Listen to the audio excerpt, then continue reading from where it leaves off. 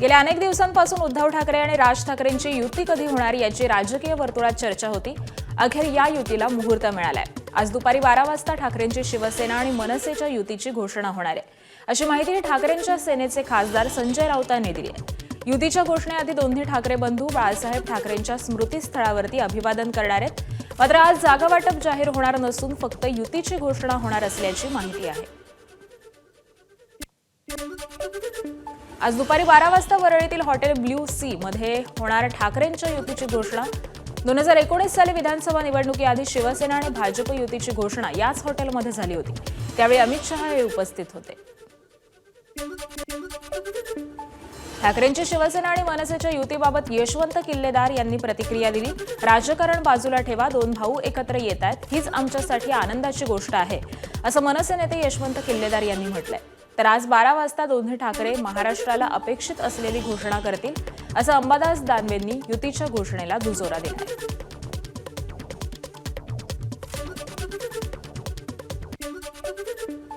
संजय राऊत साहेबांनी जी घोषणा केली आहे, ट्विट केलेलं आहे, ते ट्विट केलं आहे म्हणजे ते नक्कीच खरं असणार। आणि उद्या 12 वाजता जर युतीची घोषणा होत असेल तर ते आम्ही त्याचं स्वागत करतोय। खरं तर मी तर म्हणेन की राजकारण ठेवा बाजूला, राजकारणापलीकडे जाऊन जर आम्ही विचार केला किंवा आम्ही करतो, तेव्हा मला असं वाटतं की दोन भाऊ एकत्र येतात, हेच आमच्यासाठी खूप आनंदाची बाब आहे। निवडणुका लागल्याशिवाय युतीची घोषणा होत नसते ना, उगाच अगोदरच युतीची घोषणा कशी होणार। आणि जागा वाटपावर देखील अतिशय खेळीमेळीने सौहार्दपूर्ण वातावरणात चर्चा चालू आहेत। त्यामुळे हे आम्हाला माहिती होतं युती निवडणुकीच्या तोंडावर होणार आणि ती आता होते। हे बा, उद्धव साहेब आणि राज साहेबांचा फोटो पण त्यांनी या ट्विटमध्ये टाकलेला आहे। याचाच अर्थ उद्या 12 वाजता माननीय उद्धवजी ठाकरे साहेब आणि राजसाहेब एकत्र येऊन जे काही महाराष्ट्राला अपेक्षित आहे, मराठी माणसाला अपेक्षित आहे, त्याची घोषणा करतील। युतीची घोषणा उद्या 12 वाजता, त्याच्यासाठीच 12 वाजताचा वेळ दिलेला आहे। ठाकरे बंधूंच्या युतीच्या घोषणेनंतर महाविकास आघाडीतल्या सहकारी पक्षांनी देखील त्याचं स्वागत केलं।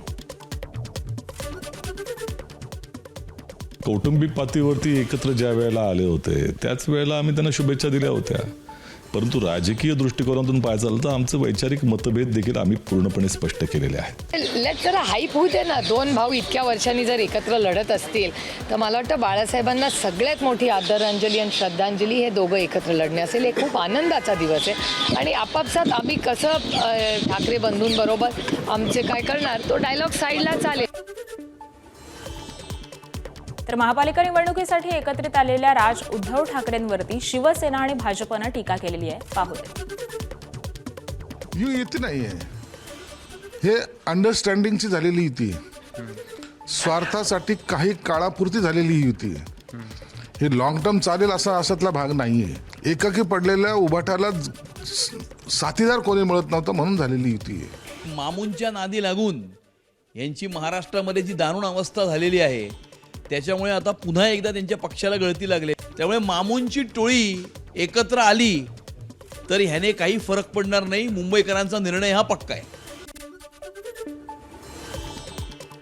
ठाकरेंच्या युतीवरती सत्ताधाऱ्यांनी खोचक टोला लगावलाय। मामूंची टोळी एकत्र आल्यानं भाजपला काहीही फरक पडत नाही, अशी प्रतिक्रिया मुंबई भाजप अध्यक्ष अमित साटम यांनी दिली। तर ही युती स्वार्थासाठी आणि काही काळासाठी झालेली युती असल्याची टीका मंत्री संजय शिरसाट यांनी दिली आहे।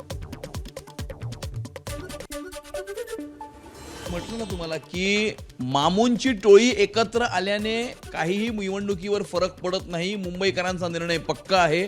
150 पेक्षा जास्त जागा जिंकून महायुतीचा महापौर मुंबईच्या महानगरपालिकेमध्ये विराजमान करण्याचा निर्णय हा मुंबईकरांनी केलेला आहे। युती नाही आहे, हे अंडरस्टँडिंगची झालेली युती, स्वार्थासाठी काही काळापुरती झालेली युती, हे लॉंग टर्म चालेल असा अशातला भाग नाही आहे। ही मजबुरीमध्ये झालेली युती आहे। एकाकी पडलेल्या उभाटाला साथीदार कोणी मिळत नव्हतं म्हणून झालेली युती आहे। ही मराठी माणूस किंवा काहीतरी वेगळं घेऊन युती केली आहे असातला भाग नाहीच आहे। छत्रपती संभाजीनगर महापालिकेमध्ये शिवसेना, मनसे, काँग्रेस, शरद पवारांच्या राष्ट्रवादीसोबत सोबत आम्हाला अजित पवारांच्या राष्ट्रवादीची देखील युती करण्याची ऑफर असल्याचं अंबादास दानवेंनी सांगितलं. त्यामुळे मवियासोबत अजितदादांची राष्ट्रवादी सोबत आली तर आश्चर्य वाटायला नको, असं दानवेंनी प्रसारमाध्यमांशी बोलताना म्हटलंय.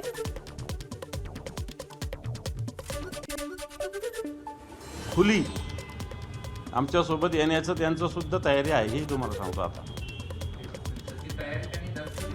बिलकुल दर्शवलेली. अजून आम्ही त्याच्यावर विचार नाही केला, परंतु अजितदादाच्या गटाने सुद्धा तशी तयारी आमच्याबरोबर येण्याची दर्शवलेली आहे. दानवेंनी केलेल्या वक्तव्यावरती अजित पवारांच्या राष्ट्रवादीचे जिल्हाध्यक्ष अभिजित देशमुखांनी मात्र मिश्किल असं उत्तर दिलंय.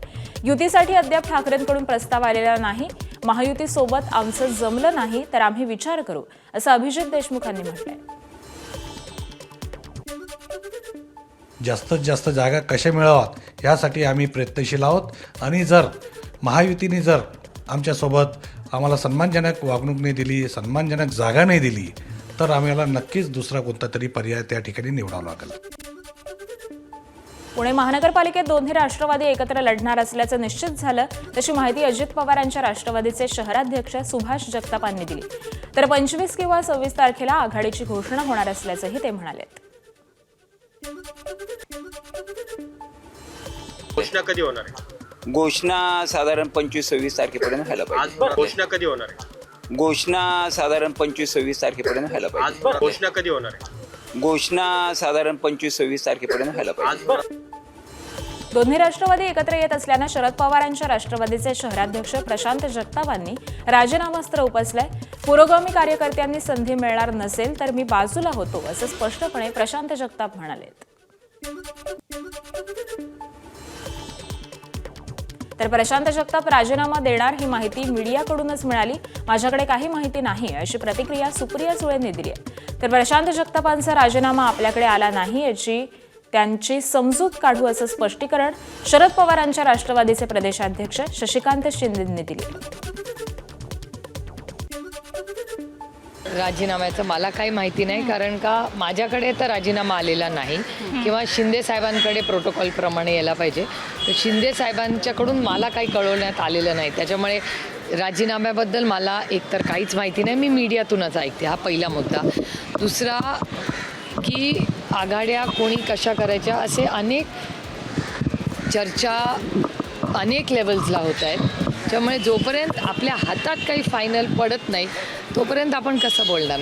प्रशांत जगताप कालही मला भेटले होते, त्यांच्याशी चर्चा झालेली आहे. अजूनपर्यंत माझ्याकडे राजीनामा आलेला नाही. त्यांचं मत आता शेवटी असं आहे, आघाडी करावी का नाही करावी याच्यामध्ये मतांतर असू शकतं. एखाद्याच्या मताच्या असलेल्या चर्चेनुसार निर्णय होत नव्हतो. पक्षाच्या बहुतेक अशा प्रकारच्या सदस्यांनी निर्णय घेतलेला आहे. त्यांची नाराजगी आहे. अजून मला राजीनामा आलेला नाही. आल्यानंतर त्यांची समजूत घालण्यात आम्ही प्रयत्न करू. मला वाटतं की आपल्याला आता या असलेल्या कार्यकर्त्यांना 8-9 वर्षानंतर ज्यावेळेला निवडणुका होतात त्यावेळेला संधी मिळत असेल तर तिथं त्या कार्यकर्त्यासाठी मागे पुढे सरकण्याची इच्छा प्रत्येकाने व्यक्त केलेली आहे. त्याप्रमाणे त्यांनी पण करावी अशी माझी अपेक्षा.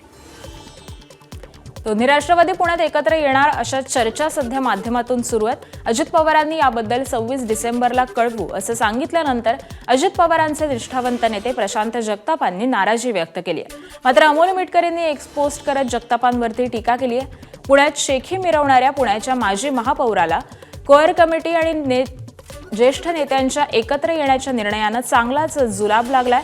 खरंच पुण्यात स्वतःचं अस्तित्व दाखवायची खुमखुमी असेल तर स्वतःचा एखादा पक्ष काढ की बाबा, अशी टीका करणारी पोस्ट ही मिटकरींनी केली. अजित पवार आणि मुख्यमंत्री फडणवीसांची काल बैठक पार पडली. फडणवीसांच्या वर्षा निवासस्थानी ही बैठक झाली आहे. राज्यामध्ये महायुती म्हणून कुठे कुठे लढू शकतो या संदर्भामध्ये चर्चा झाली अशी सूत्रांची माहिती आहे. तर या बैठकीला राष्ट्रवादीचे प्रदेशाध्यक्ष सुनील तटकरे देखील उपस्थित होते. पिंपरी चिंचवडमध्ये ऐन महापालिका निवडणुकीच्या तोंडावरती शरद पवारांच्या राष्ट्रवादीला मोठा धक्का बसलाय. शरद पवारांकडून विधानसभा निवडणूक लढवलेल्या राहुल कलाटेंनी भाजपमध्ये प्रवेश केला. भाजप प्रदेशाध्यक्ष रवींद्र चव्हाणांच्या उपस्थितीत कलाटेंचा पक्षप्रवेश हा पार पडला. यावेळी आमदार शंकर जगताप आणि भाजप शहराध्यक्ष शत्रुघ्न काटे हे देखील उपस्थित होते. पुण्यातील गँगवॉरवरून आता पुणे महापालिकेमध्ये सामना रंगण्याची शक्यता आहे. पुण्यातील कुख्यात गुंड सूर्यकांत उर्फ बंडू आंदेकरच्या घरातील माजी नगरसेविका लक्ष्मी आंदेकर आणि माजी नगरसेवक वनराज आंदेकर यांची पत्नी सोनाली आंदेकर यांना अजित पवारांच्या राष्ट्रवादीकडून उमेदवारी मिळण्याची शक्यता आहे. तर दुसरीकडे गुंड गणेश कोमकर याची पत्नी कल्याणी कोमकरनं एकनाथ शिंदेंच्या शिवसेनेकडून मुलाखत दिली आहे. कल्याणी कोमकर या शिवसेनेकडून लढण्यासाठी इच्छुक आहेत. 11 तारखेला शिवसेना भवनमध्ये जाऊन कल्याणीनं मुलाखत दिली आहे. त्यामुळे आता पुण्यामध्ये आंदेकर विरुद्ध कोमकर सामना रंगण्याची शक्यता आहे. आंदेकर कुटुंबियांना त्यांच्या ज्या 2 महिला आहेत ते पोलीस तपासामध्ये पोलिसांनी जे रिमांड रिपोर्ट पाठवलेत कोर्टामध्ये त्याच्यामध्ये या दोघींचा काहीही रोल नाही. यांनी फक्त बंडू आंदेकरांच्या घरामध्ये कट रचला एवढाच फक्त त्यांचा रोल आहे. आणि याबाबत कोर्टाने पोलिसांना स्पष्ट शब्दात सांगितलंय की तुम्ही अपराध लोकांना या गुन्ह्यामध्ये गोवू नका. मुंबई महानगरपालिका निवडणुकीत वंचित बहुजन आघाडीची 200 जागांवरती लढण्याची तयारी असल्याचं वंचित बहुजन आघाडीचे प्रमुख प्रकाश आंबेडकर म्हणाले. तसंच मुंबई महापालिकेसाठी ठाकरे बंधूंचा फॉर्म्युला ठरलेला आहे. त्यांचं सर्व सेटल झालं. 1 ते 2 जागांवरून वाद असू शकतो असं देखील प्रकाश आंबेडकर म्हणाले. आम्ही असं आता नगरपालिकेमध्ये बऱ्यापैकी आलेलो विदाउट फंड्स विदाउट. तुम्ही बातमी काल अशी होती की तुम्ही 50 जागांबद्दल आग्रही आहेत मुंबईत 50-50 म्हणत असाल जवळपास 112-113 राखला जाईल. आम्ही असं तिथे आता 200 जागेंच्या लढण्याच्या तयारीमध्ये आहोत. नवरदेव तयार आहे, मुली पाहणं सुरू आहे. आता शेवटी लग्न कोणत्या मुलीसोबत केलं? तुम्ही सांगितलं सर्वांनीच करता. म्हणून मी म्हटलं ना सगळ्या मुली पाहणं आहेत हे बरोबर आहे. ती पसंत आली बरोबर होणार. अजून झालीच नाही हे तर कुठं सांगणार. त्या पाण्याचा कार्यक्रम सुरू आहे. सध्या काँग्रेस आणि वंचित बहुजन आघाडी एकत्र येण्याच्या चर्चेला जोर धरलेला असतानाच पहिला प्रस्ताव कोणी द्यावा यावरून आता दोन्ही पक्षांमध्ये ओढाताण सुरू झाली आहे. पहिले आप यावरूनच दोन्ही पक्षातील आघाडीमध्ये चर्चाही थांबलेली आहे. आघाडीसाठी वंचित आघाडीकडून प्रस्ताव न आल्याचं काँग्रेसच्या नेत्यांनी म्हटलंय. तर आघाडीबाबत अनेकदा चर्चा झाल्या मात्र काँग्रेसकडून प्रस्ताव येत नाही असं प्रकाश आंबेडकरांनी म्हटलंय. आता काँग्रेस आणि वंचित आघाडीच्या युतीला फुलस्टॉप लागलाय की काय हे पाहणं महत्त्वाचं असेल. नाशिकमध्ये ऐन पालिका निवडणुकीच्या तोंडावरती काँग्रेसला मोठा धक्का बसलाय. काँग्रेसचे प्रदेश सचिव राहुल दिवेंनी राजीनामा दिला. स्थानिक पातळीवरती निर्णय घेण्याची मुभा मिळत नसल्याचं म्हणत त्यांनी नाराजी व्यक्त केली आहे. पालिका निवडणुकांसाठी मनसेसह इतर पक्षांसोबत आघाडी करण्याची इच्छा होती मात्र अडवणूक करण्यात आल्याचं म्हणत दिवेंनी नाराजी व्यक्त केली आहे. पक्षांनी स्वातंत्र्य द्यायचं नाकारलं आणि आज अशी परिस्थिती आहे की आमचे अनेक कार्यकर्ते मंडळी म्हणत होते की काँग्रेस पक्षामध्ये मग आपण जर राहायचं असेल आणि जर आपलं ऐकणार नसतील आमच्या मताप्रमाणे जर महाविकासाकडे होणार नसेल तर आपल्याला ह्या ठिकाणी थांबलं पाहिजे. सगळ्या कारणामुळं नेत्यांच्या या निर्णयामुळे आज मला राजीनामा द्यावा लागत आहे. एबीपी माझा, उघडा डोळे बघा नीट.